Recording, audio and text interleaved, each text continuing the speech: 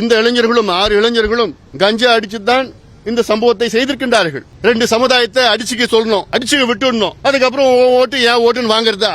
இதுவா திராவிட மாடல்? கடந்த வாரம் ராணிப்பேட்டை மாவட்டம் நெமிலி ஒன்றியத்தில் நெல்வாய் கிராமத்தில் பாட்டாளி மக்கள் கட்சியின் 2 தொண்டர்களை ஒரு வன்முறை கும்பல் கொடூரமான முறையிலே தாக்கி பெட்ரோல் ஊத்தி அவர்களை கொளித்திருக்கின்றார்கள். தமிழரசன் என்ற ஒரு இளைஞன், விநாயக கணபதி என்ற மற்றொரு இளைஞன், இவர்கள் இருவரும் சென்னை கீழ்ப்பாக்கம் மருத்துவமனையில் அவசர சிகிச்சை பிரிவிலே சேர்க்கப்பட்டு உயிருக்கு போராடி கொண்டிருந்தார்கள். நேற்று மாலை தமிழரசன் என்ற ஒரு இளைஞன், மருத்துவர்கள் எவ்வளவோ போராடியும் அவரை காப்பாற்ற முடியவில்லை. தமிழரசனை நாம் இழந்திருக்கின்றோம். எங்களுக்கு மிகுந்த வருத்தம், சோகத்தில் நாங்கள் இருக்கின்றோம். தமிழரசன் வயது 21, நல்ல ஒரு துடிதுடிப்பான ஒரு இளைஞன், எவ்வளோ எதிர்காலம் செய்ய வேண்டும் என்ற கனவுகளுடன் இருந்த இளைஞனை பெட்ரோல் ஊத்தி கொளுத்துகின்ற அளவுக்கு துணிச்சல், தைரியம் அந்த பகுதியில் இருக்கின்ற ஒரு சிலருக்கு இருக்கிறது. இன்னொரு இளைஞன் இன்னும் மருத்துவமனையிலே உயிருக்கு போராடி கொண்டுதான் இருக்கின்றார். இதுவரை இதற்கு காரணமாக இருந்த 6 நபர்களை காவல்துறையினர் கைது செய்திருக்கின்றார்கள்.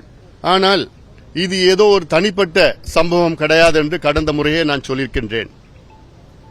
சமீப காலத்தில் தமிழ்நாட்டில், குறிப்பாக வட தமிழ்நாட்டிலே இதுபோன்ற சம்பவங்கள் அதிக அளவிலே நடைபெற்றுக் கொண்டிருக்கிறது, வேண்டுமென்றே நடைபெற்றுக் கொண்டிருக்கிறது. இது ஒரு சில தலைவர்களினுடைய தூண்டுதலால் நடைபெற்றுக் கொண்டிருக்கிறது. எங்களுடைய தொண்டர்களை தொடர்ந்து நாங்கள் சொல்வது, வலியுறுத்துவது, வழிகாட்டுவது, இடஒதுக்கீட்டை பயன்படுத்திக் கொள்ளுங்கள், படியுங்கள், வேலைக்கு செல்லுங்கள், பிரச்சனைக்கு போகக்கூடாது, வழக்குகள் உங்கள் மேல் வரக்கூடாது என்று.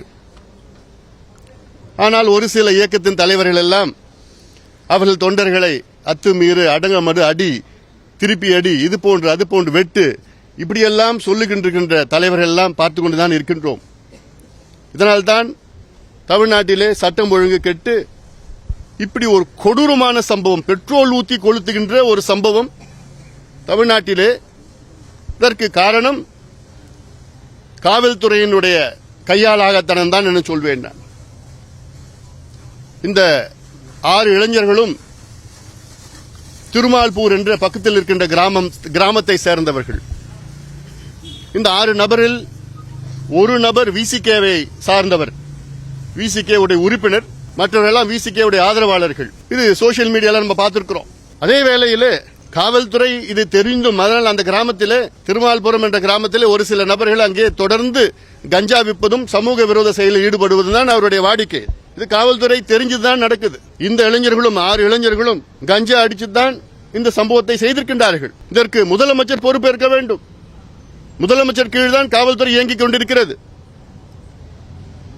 This responsibility is the Chief Minister's responsibility. I blame the Chief Minister of Tamil Nadu for this incident.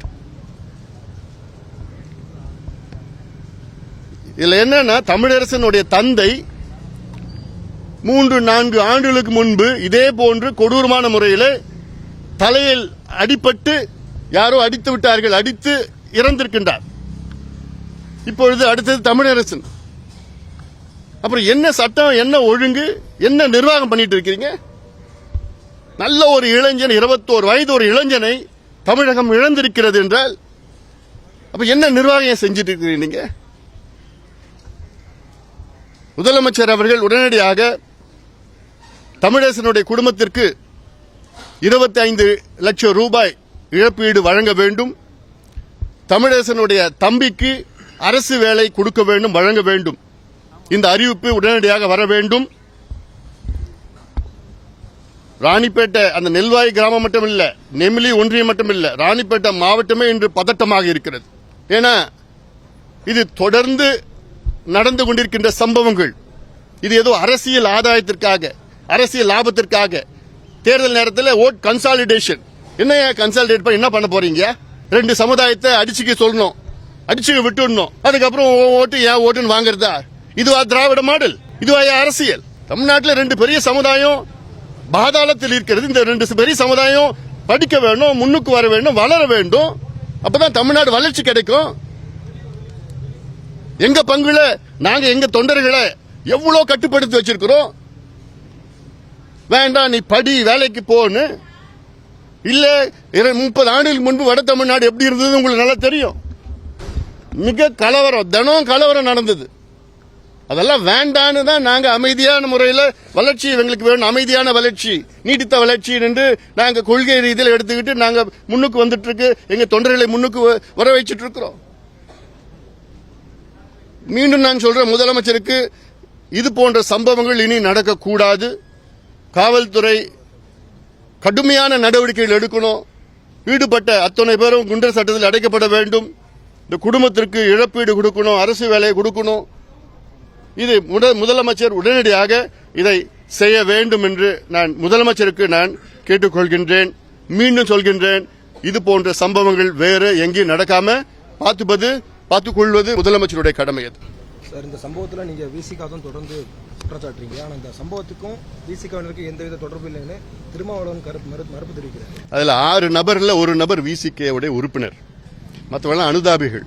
நான் இப்ப இந்த நேரத்தில் அவங்களா இவங்களா நான் சொல்ல விரும்பல. நான் இந்த பிரச்சனை இன்னும் அடுத்த கட்டத்துக்கு போக என்னோட விருப்பம் கிடையாது. எனக்கு சோசியல் மீடியாவில் நீங்க பார்த்தாலும் தெரிஞ்சு போயிடுது. இங்க நோக்கம் இன்னைக்கு முதலமைச்சர் இந்த பொறுப்பு எடுத்துக்கணும். முதலமைச்சர் கீழே காவல்துறை இயங்கிட்டு வருது. காவல்துறையுடைய கையாளாகத்தனத்தில் தான் இந்த நடந்திருக்கு. கஞ்சா அந்த கிராமத்தில் விற்கிறாங்கன்னு எல்லாருக்கும் தெரியும்.